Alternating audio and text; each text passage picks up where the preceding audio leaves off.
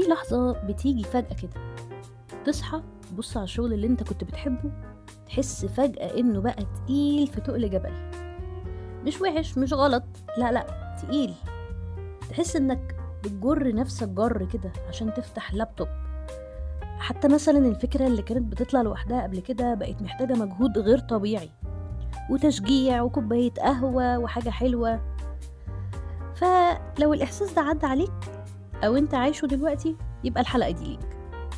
أهلا بيكم في حلقة جديدة من بودكاست بريف مفتوح. طيب تعالوا نبدأ حلقتنا بسؤال مباشر ونخش على طول في موضوعنا ونسأل يعني إيه احتراق إبداعي أو creative burnout؟ الاحتراق الإبداعي مش إنك تعبان ومش إنك زهقان ومش إنك محتاج أجازة أسبوع في مرسى علم علشان تروق بالك وإنت بتسبح مع الدلافين. الاحتراق الإبداعي هو حالة استنزاف لطاقتك النفسية أو الذهنية أو الجسدية أو كلهم مع بعض، لدرجة إنك تبقى مش قادر تدي ذرة أي شيء حتى في الحاجة اللي أنت بتحبها. مش شرط تبقى مكتئب أو عندك ظروف أو مشاكل شخصية أو عندك أسباب مباشرة، ومش شرط أصلا تبقى أنت واحد مش بتحب شغلك. أحيانا بتبقى طبيعي جدا والدنيا تبدو زي الفل، بس حاسس إنك فاضي من جواك. ممكن في بعض الأحيان نسميه إنهاك عاطفي أو فقدان للدافع، شك مستمر في قيمة اللي بتعمله، هل شغلي ده ليه معنى أو بيضيف حاجة، أو إيه لازمة إن أنا كل يوم بصحى أروح الشغل وأرجع، إيه القيمة اللي أنا بقدمها. ممكن كمان يكون إحساس إن المجهود أكبر من العائد النفسي، زي مثلا فرحة أو فخر أو سعادة بإنجاز عملته أو قيمة حقيقية بتقدمها. الحقيقة إن إحنا ككرياتيفز أو مبدعين لينا نصيب الأسد في الإصابة بالحالة دي، لأن شغلنا قائم أساساً على الإحساس. في المقام الأول الشغل بيزد على مشاعرك وأحاسيسك ككرياتيف، بس برضو علشان تبقى عارف الاحتراق ده مش بيجي فجأة، هو مش دوسة زرار يعني. مفيش مبدع أو كرياتيف أو أي حد عموماً بيصحى من النوم يقول أنا خلصان من غير ما يكون في مقدمات للحالة دي. فالاحتراق ده يعني ممكن يكون بيجي على مراحل، ملل، تسويف، فتوتر، فنقد ذاتي، فشك، وبعدين فجأة تلاقي نفسك عطلت، تقعد قدام اللابتوب مش عارف تبدأ منين ولا عارف ليه أصلا انت مش قادر تبدأ. وده مش كسل ومش دلع ومش نقص موهبة، لكنه يعتبر إنذار. طيب هو ليه المبدعين بيتحرقوا أو بيصابوا بالاحتراق الإبداعي أكتر من أي حد تاني؟ حقيقة إن في أسباب بتتكرر في أغلب الدراسات تقريبا. أنا بحثت ودورت وجاي أسهل عليك الموضوع وأقول لك الأسباب على طول يعني. أول سبب الضغط المستمر، إنك حاسس إنك في endless loop، أنت في دايرة مفرغة، في ساقية بتلف على مفيش نهاية، مفيش مرحلة كفاية، دايما لازم يبقى فيه فكرة جديدة وفكرة جديدة وجامدة، بروجكت جديد، محتوى جديد، وبالتالي انت عندك منافسة مع ذاتك، واكيد ده بيخلي المعيار عندك اعلى. كل مرة انت عايز تعلي على نفسك، عايز تعمل حاجة احسن من اللي قبلها، لحد ما توصل لمرحلة انك تلاقي نفسك زي ما بنقول بتحرق على الفاضي. تاني سبب هو البحث عن الكمال، ودي ظاهرة موجودة عند اغلب الكرياتيفز، ان انت عايز تعمل احسن حاجة في احسن حاجة، وانك حاسس ان اي حاجة اقل من درجة انها ممتازة تساوي فشل، ودي كارثة طبعا. فده بيخلي ان كل محاولة مجهدة نفسيا جدا، مجرد انك بس بتفكر انك هتشتغل ومن قبل ما تبدأ انت خلاص استهلكت نفسيا يعني. ثالث سبب هو الخلط بين نفسك والشغل، يعني لما شغلك يبقى هويتك، أي توقف أو أي باوز بتعمله بيبقى تهديد، أو أي فشل بيبقى كأن حد بيوجه لك إهانة لشخصك أنت.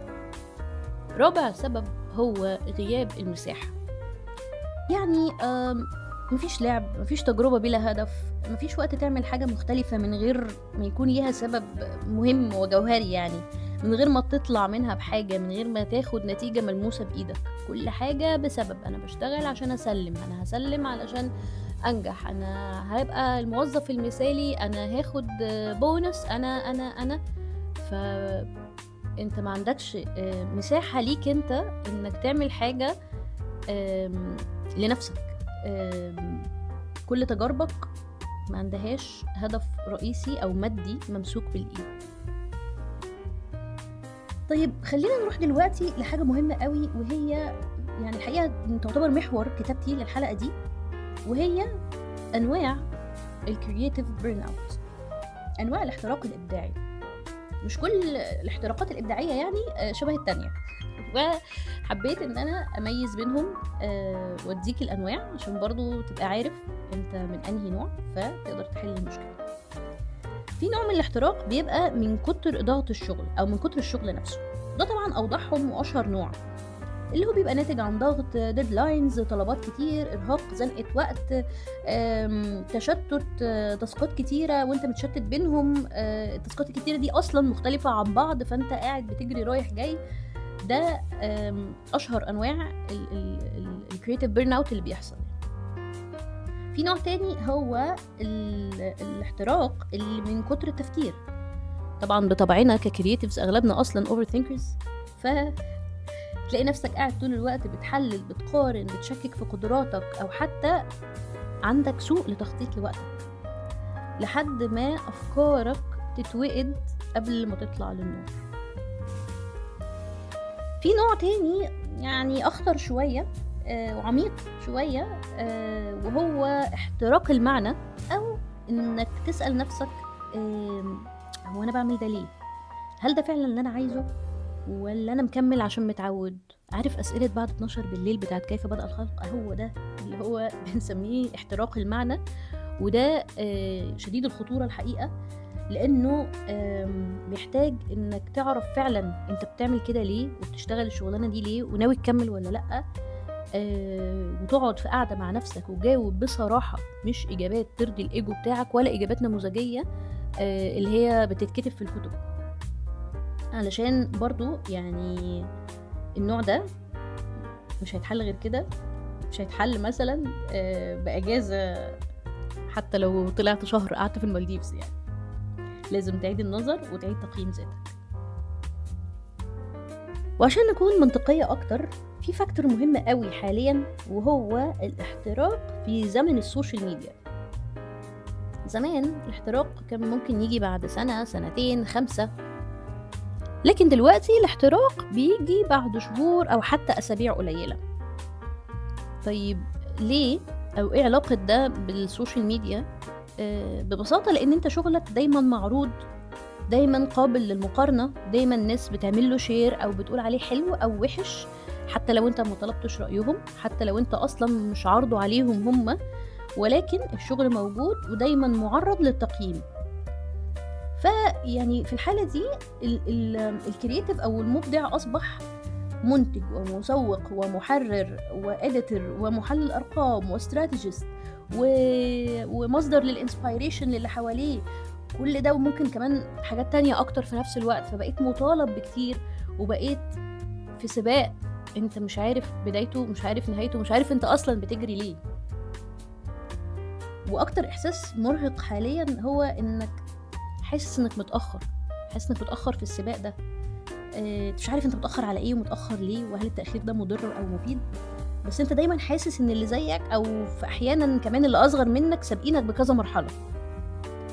الحقيقة ان انا بشوف ان ده وهم، لكن هو وهم قوي ومسيطر، وللأسف بيضغط علينا كلنا، يعني شئنا ام ابينا، هو حاجة للأسف بتحصل. طيب خليني اخدك برضو كده لنقطة تانية، كويس ان انا افتكرتها دلوقتي، هي حتة الحرب بين الاحتراق والهوية. دي ذكرتها من شوية في انواع الاحتراق، بس خليني اكلمك عنها اكتر دلوقتي. في نقطة حساسة قوي، هي ان كتير من المبدعين مش بيتحرقوا من الشغل نفسه، ولكن بيتحرقوا من نفسهم هم. يعني الإنسان عدو نفسه. فده ممكن يحصل لما انت تبقى رابط قيمتك بإنتاجك. أنا لو اشتغلت النهاردة أنا كويس، أنا ما طلعت الشغل أنا فاشل. أم، او ان هدوءك يتحسب ككسل. انت النهارده قاعد هادي ولوكي ومروق والدنيا هاديه عشان بتفصل مثلا، لا انت كسلان، انت ما بتعملش شغلك.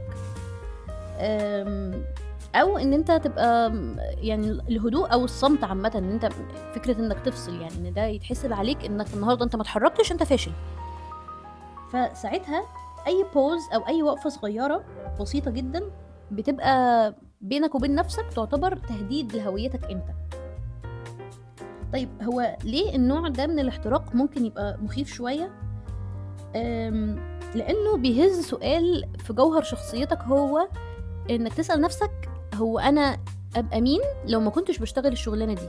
بمعنى أنا الشغلانة دي بقدم فيها كذا وكذا وبعمل كذا وكذا، طيب لو أنا من غير الشغلانة دي هل أنا أسوأ شيء؟ هل أنا ليا معنى، ليا وجود، ليا قيمة؟ الحقيقة إن فنانين كتير جدا مروا بالإحساس ده حتى وهم في عز نجاحهم ووجدهم. عندي فنانة صديقة الحقيقة هي طول الوقت بتحضر لمعارض فردية وجماعية، غير أصلا إن هي عندها البيزنس الخاص بتاعها، تشتغل طول السنة فعلا يعني. وفجأة حست إنها فقدت الإحساس. فجأة صحيت من النوم، كلمتني قالت لي باللفظ كده: خلود النهاردة اليوم ما جاش. أنا ما فهمتش الجملة، بس لما ابتدت تحكي شوية فهمت هي تقصد ايه طبعا. والإحساس اللي كان عندها الحقيقة ما كانش بسبب الشغل نفسه، ولكن يمكن بسبب حرب داخلية جواها مع نفسها. هي اختارت تتجاهل الحرب دي أيام أو يمكن شهور، رغم ان الحل يبدو واضح وبسيط، زي انها تسيب مسافة بين كل مشروع والتاني، تاخد اجازة بسيطة وتريح. مش انها مثلا تهرب، يعني مثلا ممكن تنظم وقتها، تعمل تنظيم لنفسها وتاسكاتها اكتر، تفصل بين كل ده وبين مشاكلها الشخصية، يعني كأنه زرار مثلا هيتداس. بس يعني الحاجات الصغيرة دي اللي بتفصل اليوم ممكن نحاول نتجنبها اكتر. مثلا طبعا مش بحاول اقول كلام نظري او كلام يبدو ان هو تنمية بشرية، لكن للأسف في الحالات اللي زي دي يوم على يوم شوية الرمل دول بيتكوموا، لو ما تطيروش او اتشالوا وتسابوا كده بيبقوا تل او يمكن هضبة سخيفة يعني. اعرف نموذج تاني لديزاينر كان بيهرب من البيرن اوت لما يزوروا على فترات بانه يعمل حاجات ملهاش قيمة انتاجية حقيقية، يرسم، يشخبط، يشتغل بايده من غير تقييم للي حواليه او انه يستنى رأي حد، يعني من غير نتيجة منتظرة او احكام كوميرشال حتى. يعني حد تاني ممكن كل ما يحس بالاحتراق الابداعي داخل عليه يغير اهتماماته مؤقتا، يتعلم حاجة جديدة او يحضر كورس او وركشوب بعيدة مثلا عن مجاله او في مجاله حتى، مش عشان يعني لو هو بيتعلم حاجة بره المجال مش عشان يسيبه، ولكن ممكن عشان يرجع لنفسه إحساس الفضول أو يثير جوه نفسه أسئلة أو يفتح مجالات تانية للفكرة أو الكرياتيفيتي. صحيح بالمناسبة في حاجات بنفتكرها حلول وهي مش كده خالص، يعني في بتبقى زي خدعة أو أكذوبة كده بنبيعها لنفسنا ونقول هو ده الحل وأنا كده أهو اتصرفت وعملت وبتاع. فخليني أديك أمثلة للحلول الوهمية أو الأكاذيب اللي احنا بنعتبرها حلول ولكن هي مش مجدية 100% في الحالات اللي زي دي. مثال واحد: انك تجيب ورقة وقلم وتنظم وقتك وتاسكاتك وتعمل جداول ومهماتك ومهامك وكل ده. صحيح يعني اكيد ده مفيد ومهم جدا طبعا، بس هو ده مش حل لمشكلة الاحتراق الابداعي تماما. يعني لو كانت المشكلة نفسية، لو هي المشكلة نفسية، تنظيم الوقت وترتيب التاسكات ده مش حل جذري يعني. مثال 2: انك تفكر تغير مجالك، يعني انا هغير بقى الشغلانه دي، انا خلاص بقى ما بقتش نافع فيها، وده للاسف ما بيكونش حل حقيقي لو المشكله اصلا مع ذاتك. مثال 3: انك تاخد كورس جديد، طبعا دي حاجه تبدو جميله وإيجابية جدا، بس هي برضو مش حل لو انت اصلا منهك وخلصان وما عندكش مساحة في قلبك او وقتك يعني. اما بقى الكلام بتاع شد حيلك واجمد امال اللي ممكن توجهه لنفسك وتجلد بيه ذاتك، فدي للاسف اسوأ نصيحة ممكن تبقى من نفسك لنفسك في التوقيت ده، لانك بتقسى على نفسك قوي وتدوس عليها من غير ما تحل اصل المشكلة. عقدناها. طيب تعالوا نفتح بريف القصة دي عشان نحلها، وهقول لك حاجتين أتمنى تقدر تنفذهم علشان يساعدوك. أولا، إعادة بناء علاقتك مع الكرياتيفيتي أو مع الكرياتيف بروسس. يعني بدل ما تسأل نفسك إزاي أرجع كرياتيف تاني، اسأل نفسك إزاي أرجع أحس بالأمان وأنا داخل العملية الإبداعية. يعني الإبداع مش بيطلع في بيئة فيها خوف ولا جلد ذات ولا استعجال. إنك ترجع تاني كرياتيف زي ما كنت في الفترة اللي قبلها غالبا بيبدأ بمساحة بطء وقبول. إنك تسمح لنفسك إنك ما تنتجش وما تشرحش وما تبررش لفترة مؤقتة، وتاخد مساحة من الحرية المطلقة، مش عشان تختفي عن الناس أو تغرق في حفرة، لكن عشان ترجع حقيقي وأوريجينال بجد. ثانيا، ممكن أرشح لك قائمة من الكتب اللي بتتكلم بمنتهى اللذاذة عن الحكاية دي. يعني مش كل الكتب بتتكلم عن الموضوع، لكن فيها أجزاء، يعني كتب لذيذة وفيها أجزاء بتتكلم عن الحاجات دي بشكل جميل جدا. وهي في الحقيقة الليستة من الكتب دي مهمة لكل كرياتيف. يعني كتاب The Artist's Way، والكتاب ده بيتكلم عن الإبداع كممارسة يومية وحياتية. كتاب Big Magic، وبيتكلم عن تخفيف الخوف وإنك تفصل بين الكرياتيف بروسس كفكرة، وبين الإحساس الملح بإنك محتاج تبقى بتعمل إنتاج أسرع من كده. كتاب Art and Fear، والكتاب ده من الكتب المفضلة بالنسبة لي، وبيتكلم عن فكرة إن الشك في شغلك وفي قدراتك، وإن الخوف عامة وإنت شغال في أي حاجة art related هو جزء مهم من طريق نجاحك. وبرضو في حتة حلوة قوي في الكتاب ده بيتكلم عن أهمية الرجوع للريفرنس من غير ما تكون قلقان من الوقوع في فخ السرقة. يعني الكتاب الأخير هو كتاب اسمه بيرن اوت، وده كتاب مهم قوي عن الاحتراق عموما، مش النفسي بس، لا كمان الجسدي، وإن الراحة ضرورة مش رفاهية ومش كسل ولا دلع. لو وصلت لهنا يمكن تكون في مرحلة احتراق، أو يمكن تكون خايف توصلها. في الحالتين انت مش مكسور، انت محتاج تعيد توزيع الطاقة. وخليك دايما فاكر ان الإبداع مش سباق ولا إثبات لحاجة لحد أيا كان هو مين، ولا واجب حتمي عليك، لكن هو علاقة أتمنى تعرف تخليها صحية.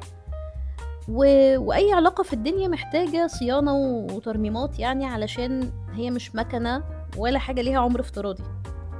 ساعات أكتر حاجة كرياتيف ممكن تعملها هي إنك تكون بطيء. شكرا إنكم وصلتوا لحد هنا، واستنوني الأسبوع الجاي. سلام مؤقت.